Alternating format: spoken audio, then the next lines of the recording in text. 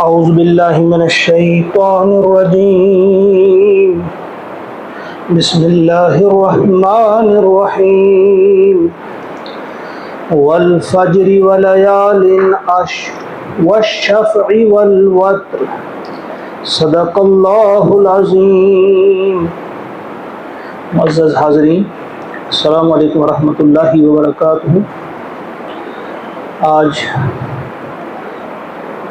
29 ذی قعدہ 1446 ہجری، ممکن ہے آج اگر چاند نظر آ گیا ذی الحجہ کا تو کل پھر پہلی تاریخ ہوگی، ورنہ پھر پرسوں۔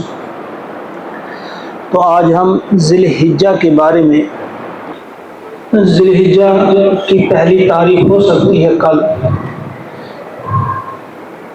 یہ ذی الحجہ کا جو پہلا عشرہ ہے، پہلے 10 دن جو اس کے ہیں، اس کی بڑی فضیلت آئی ہے قرآن پاک میں اشارتاً اور احادیث پاک میں واضح اور وضاحتاً اس کی فضیلت کا بیان کیا گیا ہے۔ ابھی جو میں نے 3 آیات آپ کے سامنے پڑھی ہیں، سورۃ الفجر کی یہ آیات ہیں۔ اللہ کا ارشاد ہوتا ہے والفجر، فجر کی قسم، ولیال عشر، 10 راتوں کی قسم، والشفع والوتر، جفت کی قسم اور طاق کی قسم۔ یہ قسمیں کھائی گئی ہیں، کس بات سے کھائی گئی ہیں ہمارا اس وقت وہ موضوع نہیں ہے۔ ہم ان کے بارے میں مفسرین کرام کی جو رائے ہے آپ کے سامنے رکھتے ہیں۔ امام قرطبی علیہ الرحمہ فرماتے ہیں کہ یہ جو 10 ولیال عشر، یہ جو 10 راتوں کی قسم کھائی ہے، وہ فرماتے ہیں ان سے مراد ذی الحجہ کے یہ 10 دن ہیں۔ بہت سارے دوسرے مفسرین جو ہے وہ کہتے ہیں کہ ان سے مراد یہ جو 10 راتوں کی قسم کھائی گئی ہے، ان سے مراد رمضان المبارک کے آخری 10 دن ہیں، آخری جو عشرہ ہے۔ کچھ کے نزدیک محرم کے پہلے 10 دن کہے گئے ہیں۔ بہرحال یہ جو امام ابن قیم علیہ الرحمہ نے اس بات کو جو تبصرہ فرمایا ہے، انہوں نے بڑا شاندار تبصرہ کیا۔ انہوں نے کہا کہ ان کی یہ جو 2 رائے ہیں، رمضان المبارک کی آخری 10 دن یا ذی الحجہ کے پہلے 10 دن، انہوں نے فرمایا ان میں کوئی تعارض نہیں۔ ہمارے نزدیک ان سے مراد رمضان المبارک کی آخری 10 راتیں ہیں اور ذی الحجہ کے پہلے 10 دن ہیں۔ ان سے مراد ذی الحجہ کے یہ پہلے 10 دن، پہلا عشرہ، اور رمضان المبارک کی آخری 10 راتیں ان سے مراد ہیں۔ اب اس کی جو ہم مکمل ثبوت، یعنی اس رائے کے حق میں نبی برحق صلی اللہ علیہ وسلم کا کوئی قول مبارک تو ہمارے سامنے ہے، بخاری میں ہے یہ، اور حضرت عبداللہ ابن مسعود رضی اللہ تعالیٰ عنہ سے راوی ہیں۔ آپ نے فرمایا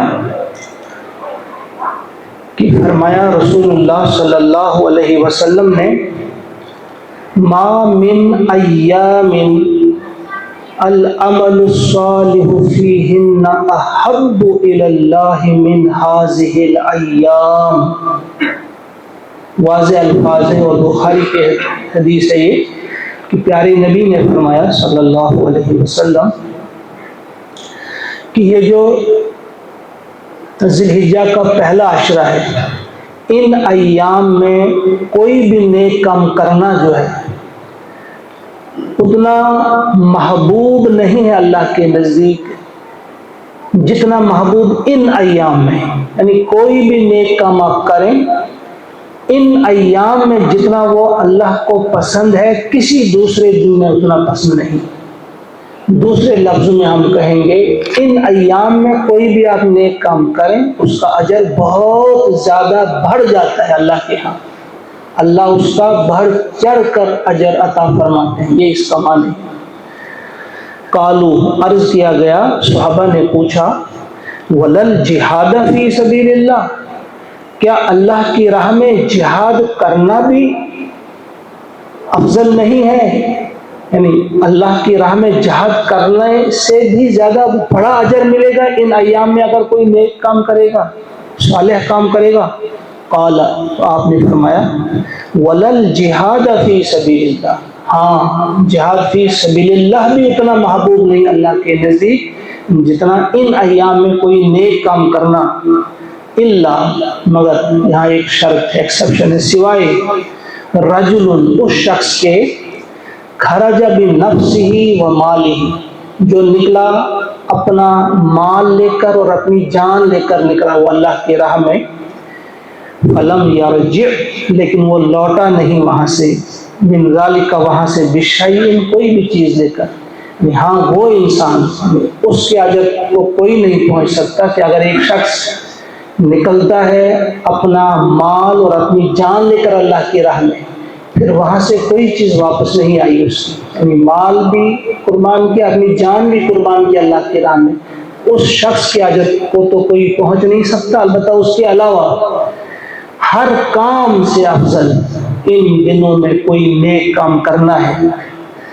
تو اس سے واضح ہو جاتا ہے اس حدیث پاک سے کہ ان ایام میں ہمیں کتنا محتاط رہنا ہے۔ ہم عام دنوں کی طرح ان ایام کو بھی لے لیتے ہیں، ہمیں کوئی فرق نہیں پڑتا، کیونکہ ہم اتنے مصروف ہوتے ہیں اپنے اپنے کاموں میں کہ ہم نہ پوچھتے ہیں کسی سے، نہ پوچھنے کی ضرورت محسوس کرتے ہیں کہ یہ ایام کیا ہے۔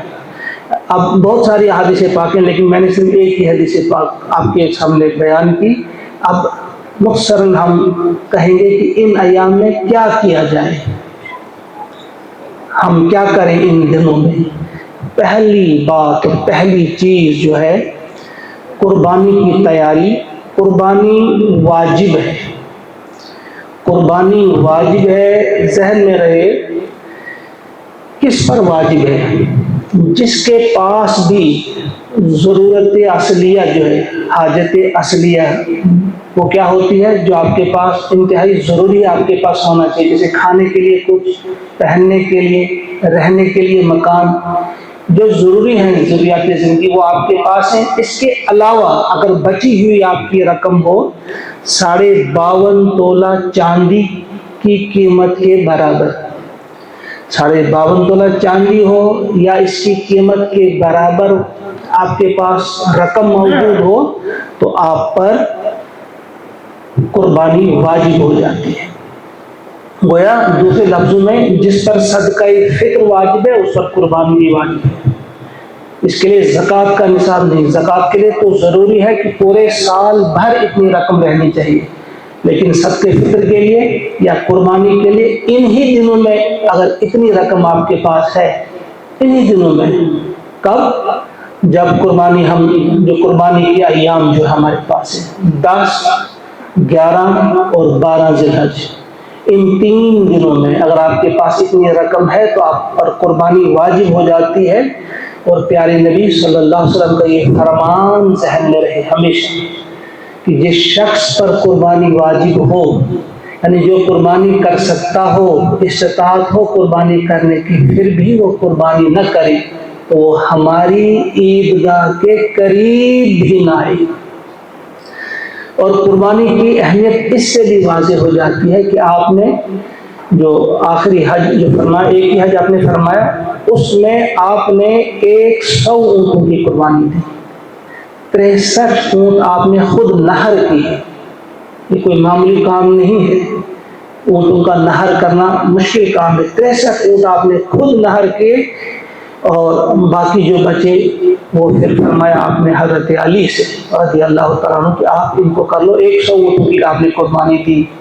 کہ جو آج کچھ لوگ کہتے ہیں کہ بھائی قربانی کی جگہ ہم رقم کسی غریب میں تقسیم کریں گے، قربانی کا بدل کچھ اور نہیں، قربانی کرنی ہوگی جو آپ پر واجب ہے، اس سے زیادہ پھر آپ کچھ اور کریں وہ کر سکتے ہیں، لیکن قربانی کی جگہ آپ کسی کو رقم دینا چاہیں گے یا کچھ اور کرنا چاہیں گے، اس سے قربانی کی جو واجبیت ہے وہ ختم نہیں ہوتی۔ تو یہ پہلی چیز، اس کے سلسلے میں ہمیں پہلے یہ تیاری کرنی ہے۔ پھر اب اس عشرے میں کرنے کے کام، نمبر 2، پیارے نبی صلی اللہ علیہ وسلم نے بڑی تاکید فرمائی ان 10 دنوں میں کیا کرنا ہے آپ نے؟ تکبیر، تحلیل، تحمید اور تسبیح۔ تکبیر اللہ کی کبریائی بلند کرنی ہے، ان کو جوڑا جب گیا ہے تو وہی تکبیر جو ہم پڑھتے ہیں اللہ اکبر اللہ اکبر، یہ آگئی تکبیر، لا الہ الا اللہ، یہ آگئی تحلیل، کوئی نہیں معبود سوائے اللہ، اللہ اکبر یہ پھر تکبیر، اللہ اکبر وللہ الحمد، اور یہ آگئی اللہ کی تحمید، یعنی اللہ کی حمد بیان کرنا۔ تو یہ یعنی کثرت سے آپ کو یہ تکبیر کہنی ہوگی، اٹھتے بیٹھتے چلتے آہستہ زور سے، گھر میں باہر، اس کو تشریق کہا جاتا ہے۔ ان میں یہی تکبیر آپ بلند کریں گے لیکن بآواز بلند، اور ہر فرض نماز کے بعد یہ واجب ہے۔ آپ نے مسجد میں جب آنا ہے آپ یہاں بلند آواز سے ادا کرتے ہیں، لیکن کبھی کبھی آپ کو دیر ہو گئی گھر میں پڑھی تو وہاں آپ نہیں کرتے، یہ وہاں بھی اگر گھر میں آپ نے نماز پڑھی کسی وجہ سے تو وہاں بھی آپ کو نماز کے بعد، ہر نماز کے بعد بآواز بلند یہ تکبیر کہنی ہوگی۔ ہاں خواتین کے لیے ان کو بھی کہنی ہے لیکن آہستہ، مرد کو یہ بآواز بلند کرنی ہے، یہ تکبیر کہنا واجب ہے ان ایام تشریق انہیں کہا جاتا ہے۔ البتہ باقی دنوں میں بھی ہمیں یہ حکم ہے کہ ان دنوں میں آپ ان کا کرتے رہیں گے، اللہ کی تکبیر بلند کریں گے، تحمید اللہ کی حمد بیان کریں گے، جس انداز سے بھی ہو سکے وہ کرنی ہے۔ دوسرا کام جو ان میں کرنے کا وہ ہے روزہ رکھنا۔ روزے رکھنے کی کتنی فضیلت ہے اس پر ہم بات نہیں کریں گے، البتہ ہمیں حکم ہے کہ ان ایام میں روزہ بھی رکھا جائے۔ اگر کوئی نہیں رکھ سکتا کسی وجہ سے تو کم از کم عرفے کے دن کا روزہ جو ہے اس کی بہت بڑی فضیلت آئی ہے۔ وہ حدیث پاک آپ نے کئی بار سنی ہے کہ عرفے کے دن کا روزہ جو ہے پچھلے 1 سال کے گناہ اور آئندہ 1 سال کے گناہوں کی معافی کا سبب ہو سکتا ہے، مجھے امید ہے۔ حضور نے فرمایا ہے، یہ الفاظ استعمال فرمایا آپ نے کہ ہمیں امید ہے، مجھے امید ہے کہ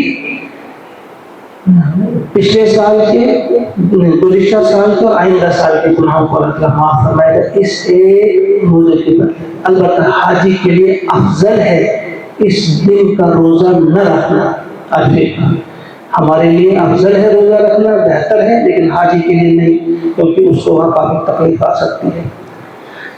تیسرا کام جو ہم نے کرنا ہے انشاءاللہ، قرآن کی تلاوت کثرت کے ساتھ کی جائے ان دنوں میں۔ قرآن پاک کو پڑھنا، سمجھنا اور قرآن پاک کی کثرت سے تلاوت کرنا۔ بہت سارے علماء نے اس پر بڑا زور دیا ہے کہ ایک بار مکمل قرآن ختم کیا جائے ان 10 دنوں میں، لیکن اگر ہم نہیں کر سکتے اتنا، کم از کم اپنے اوقات میں تھوڑا سا بڑھانا چاہیے ہمیں۔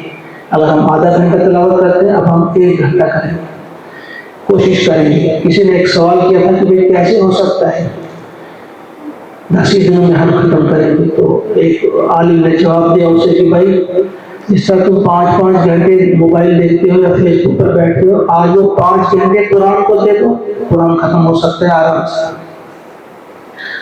چوتھا کام جو کرنے کا ہے وہ ذہن میں رہے، پہلے بھی کہا جا چکا ہے کہ ان ایام میں جو ہی چاند کے اعلان کا، چاند کی رؤیت کا اعلان ہو جائے کہ چاند نظر آئے، اس کے بعد آپ اپنے ناخن نہیں کتروائیں گے، بال بھی نہیں کتروائیں گے، یعنی ان چیزوں سے آپ کو پرہیز کرنا ہے۔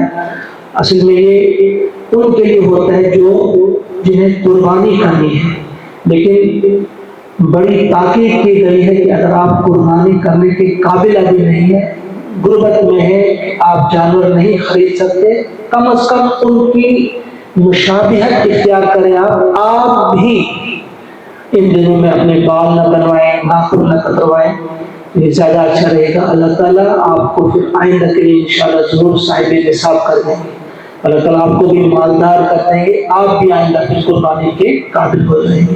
لہذا بال وغیرہ بنانا، ناخن نہ کتروانا ان دنوں میں، یہ ہم کبھی کبھی اس کو ہلکا سمجھتے ہیں، یہ چھوٹی بات ہے۔ پیارے نبی کا جو بھی حکم ہے کبھی اسے چھوٹا مت سمجھو، کبھی اسے ہلکا مت سمجھو، اس میں کتنی حکمتیں ہوں گی، اس میں کتنے سبق ہوں گے ہمارے لیے، کتنا فائدہ ہوگا۔ کہ ہم اس کا اندازہ نہیں کر سکتے، لہذا اس پر بھی عمل کیا جائے۔ پانچویں چیز نوافل کا اہتمام۔ ان دنوں میں آپ نوافل کا اہتمام کریں، کوشش کریں تہجد ادا کریں۔ اشراق کے بارے میں حضور صلی اللہ علیہ وسلم کا فرمان آپ نے سنا ہے کہ اس کا کتنا اجر ہے اشراق کی نماز کا، کہ حج مبرور کے برابر اس کا اجر بتایا ہے حضور صلی اللہ علیہ وسلم نے۔ اور 3 بار فرمایا التام یعنی مکمل حج کا ثواب، مکمل حج کا ثواب۔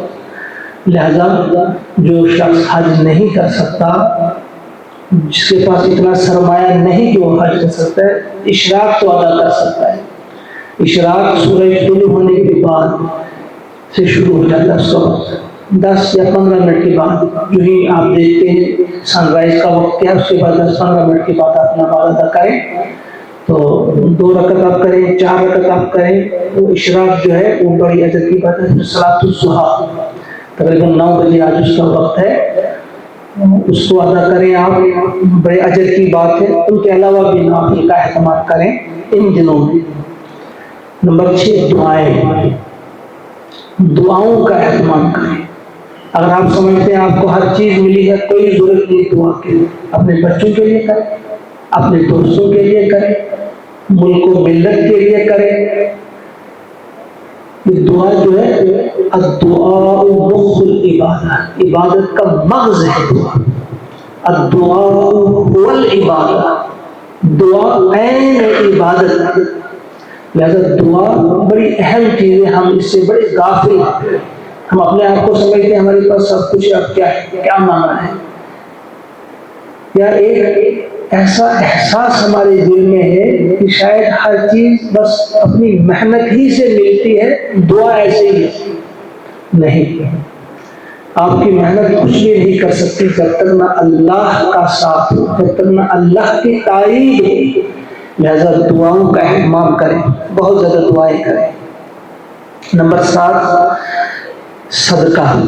ان ایام میں صدقہ کیا کریں۔ الصدقۃ رد البلاء، اللہ تعالیٰ کے غصے کو ٹھنڈا کرتا ہے یہ صدقہ۔ لہذا خفیہ یا اعلانیہ جس انداز سے بھی آپ سے ہو سکے غریبوں کا، محتاجوں کا خیال رکھیں۔ عید آنے والی ہے، کتنے لوگ ہیں جو گوشت کی خریداری نہیں کر سکتے، کتنے لوگ ہیں جن کے گھر میں عید کے روز بھی گوشت نہیں بنتا، بہت سارے ایسے لوگ۔ جہاں تک آپ سے ہو سکے خصوصاً اپنے پڑوسی کا زیادہ دھیان رکھنا ہے، اپنے رشتہ دار کا، اپنے پڑوسی کا زیادہ حق ہے، ان پر آپ نگاہ رکھیں، ان کی مدد کریں۔ 8ویں چیز خیر خواہی کے لیے نکلیں، دوسروں کا اچھا سوچنے کے لیے، دوسروں کا بھلا کرنے کے لیے گھر سے نکلیں۔ اگر آپ کے پاس اتنی وسعت ہے، ایک شخص کے بارے میں آپ جانتے ہیں کہ میرا پڑوسی ہے یا میرا رشتہ دار ہے، نہیں کر سکتا ہے قربانی کا جانور خرید کر اس کے لیے آپ بھی کر لیں۔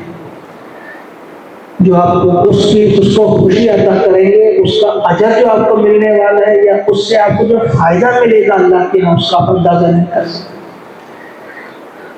نمبر 9 ایک اور چیز کا دھیان رکھنا ہے، یہ مثبت انداز سے تھے، اب منفی انداز سے، یعنی جو ڈونٹس ہیں، یہ تو دوسرے ڈونٹس یعنی نہ کرنے کے کام جن سے رکنا ہے، وہ ہے ان دنوں میں زیادہ ہم شاپنگ میں مصروف نہ رہیں۔ اس طرح رمضان میں ہم بہت زیادہ عید کی تیاری میں اتنے مصروف رہتے ہیں کہ عبادت ہم سے رہ جاتی ہے، اللہ کے سامنے ہم گڑگڑاتے نہیں، وقت نہیں بچتا۔ ہم بچوں کے لیے، اپنے لیے بس یا گھر سجانے کے لیے مصروف رہتے ہیں، قرآن کی تلاوت کے لیے وقت نہیں، نوافل کے لیے وقت نہیں، ان کے لیے ہمارے پاس وقت نہیں رہتا۔ تو ان ایام میں یا اسی طرح سے پھر ہم ان دنوں میں والدین کی خدمت، اپنے بزرگوں کی خدمت، اپنے اس کے لیے بھی وقت نہیں رہتا، ہم مصروف رہتے ہیں، بس شاپنگ میں رہتے ہیں مصروف۔ نمبر 10 اس میں دکانداروں کے لیے ہے کہ دکاندار حضرات یا جو بھی تاجر حضرات ہیں وہ انتظار کرتے ہیں کہ یہ ایام آ جائیں گے تو ہم خوب کمائیں گے، یہ نیکیاں کمانے کا زمانہ ہے، پیسہ کمانے کا نہیں۔ ہماری ایک عجیب سوچ ہے کہ بس ہم ان ایام پہ ہماری نگاہ ہوتی ہے، ہماری ریٹس بڑھ جاتی ہے، تو ان سے تاجر برادری سے یہ مخلصانہ گزارش ہے کہ سوچئے کہ یہ ایام جو ہیں یہ ہمیں یاد دلاتے ہیں کہ آپ کو نیکیاں کمانی ہے، آپ نے اللہ کی خوشنودی حاصل کرنی ہے، آپ نے اللہ کو راضی کرنے کی کوشش کرنی ہے۔ آپ اپنے ریٹس، یہ نہیں ہم کہیں گے کہ آپ گھاٹے میں بیچیں، ایسا نہیں، جو جائز منافع آپ کے یہاں ہے وہ رہے، لیکن ریٹس نہ بڑھیں۔ بہت ساری جگہوں سے جو شکایتیں آتی ہیں کہ ان ایام میں ریٹس بھی بڑھ جاتے ہیں، اور خصوصاً ان میں کسائی حضرات جو ہمارے ہیں، جو ہمارے گوشت وغیرہ بنانے والے ہیں، وہ بھی اپنے ریٹس بڑھا دیتے ہیں ان ایام میں۔ تو یہ قطعاً درست نہیں، یہ اللہ کو ناراض کرنے والی چیزیں ہیں۔ کسی بھی چیز کی قیمت جو ہے بڑھنی نہیں چاہیے، وہ گوشت ہو، وہ چکن ہو، وہ ہماری دکان پہ جو بکنے والی چیزیں ہیں جو ان دنوں میں زیادہ بکتی ہیں، ان کا ریٹ جو ہے وہ مناسب رہنا چاہیے۔ لیکن یہاں خریداروں کے لیے بھی ایک ہے کہ خریدار بھی بہت سے کبھی کبھی کام لیتے ہیں، 100 کے لیے یا 50 کے لیے وہ جھگڑتے ہیں۔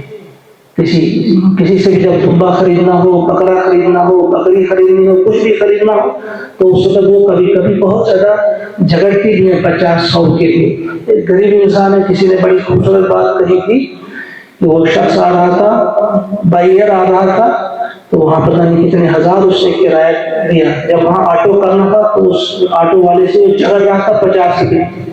پھر وہ آٹو والے نے اس سے پوچھا کہ بھائی ذرا بتاؤ، آپ بائیر آئے ہیں، کتنا آپ نے کرایہ دیا؟ کہا اتنا دیا۔ کہا کوئی کام کیا انہوں نے؟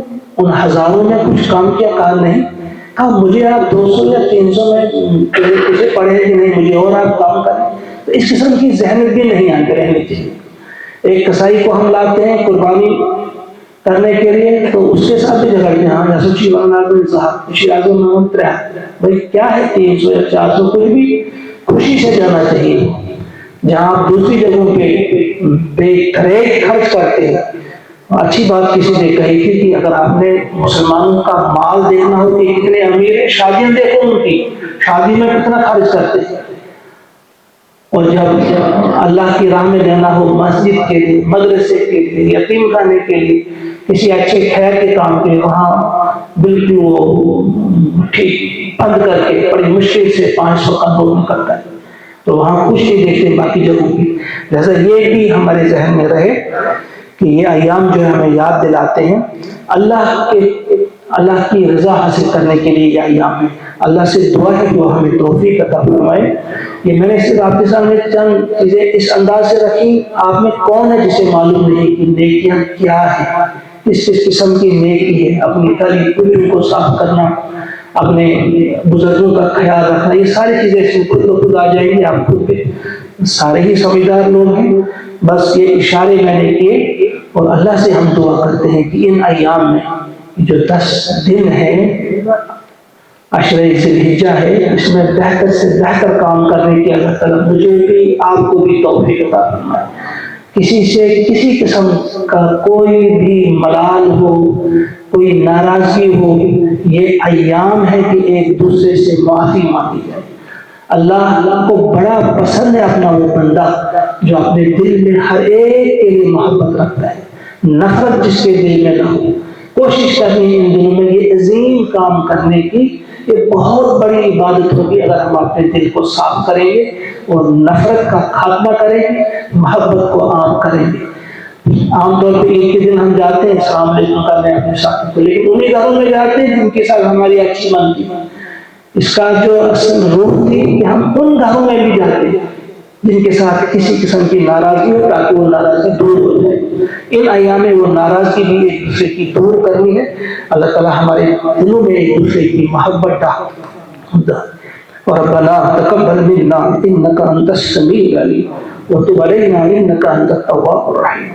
سبحان ربك رب العزة عما يصفون وسلام على المرسلين والحمد لله رب العالمين۔ السلام علیکم ورحمۃ اللہ۔